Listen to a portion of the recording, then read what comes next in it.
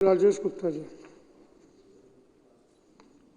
धन्यवाद अध्यक्ष जी, आपने 280 के तहत मुझे प्रश्न उठाने का मौका दिया और मैं आपसे वचन देता हूं कि मैं 280 के तहत अपनी सिर्फ विधानसभा की बात करूंगा, कोई ऐसी राजनीतिक बात नहीं करूंगा कि औरों का समय खराब हो। अध्यक्ष जी, मैंने कल भी एक बात रखी थी कि किस तरीके से अरविंद केजरीवाल जी और उनकी कैबिनेट सारे विधायक मिलकर कोशिश करते हैं कि पंक्ति में खड़े हुए अंतिम व्यक्ति तक वो लाभ पहुंच सके, क्योंकि वो वोट इसीलिए देता है बड़ी उम्मीद के साथ में कि जब मैं सरकार बना रहा हूं या बदल रहा हूं तो वो सरकार मेरे लिए कुछ करेगी।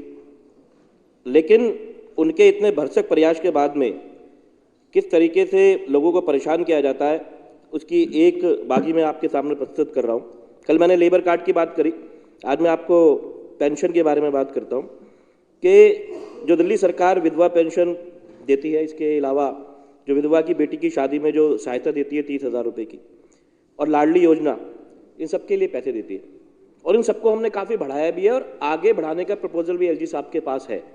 लेकिन फिलहाल जो है मैं उसकी बात कर रहा हूँ कि जो पेंशन कार्यालय था वो मेरे ऑफिस से मेरी विधानसभा से तकरीबन 3-4 किलोमीटर दूर था, गुलाबी बाग के अंदर।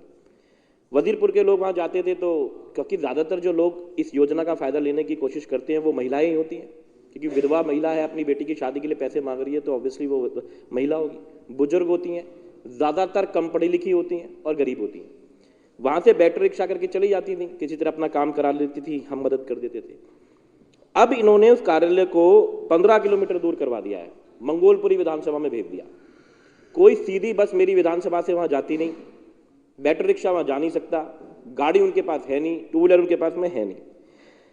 अब 400-500 रुपये एक चक्कर के लगने लगे उनके साथ में। जो कागज हम गुलाबी बाग में देते थे और उनकी पेंशन लग जाती थी, लाडली योजना का फायदा मिल जाता था, बेटी की शादी में पैसे मिल जाते थे, उसको 5-5 बार उन्हीं कागजों को वो बार बार कैंसिल कर देते हैं, बार बार कहते हैं ठीक नहीं है, बार बार कहते हैं बदल के लाओ।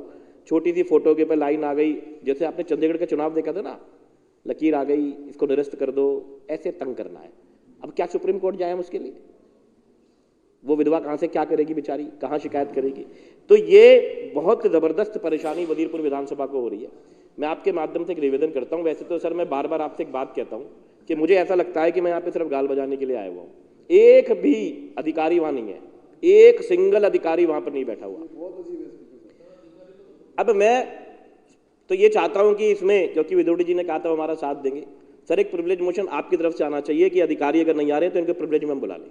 आप दिल्ली की जनता का साथ दीजिए और मेरे को लगता है कि आप हमारे बड़े हैं, समझदार हैं, आपको हमसे ज़्यादा तजुर्बा है। मुझे लगता है ये मोशन आप अपनी तरफ से लेके आए तो मैं आपका बहुत आभारी होऊंगा। मेरी प्रार्थना है। बहुत बहुत धन्यवाद।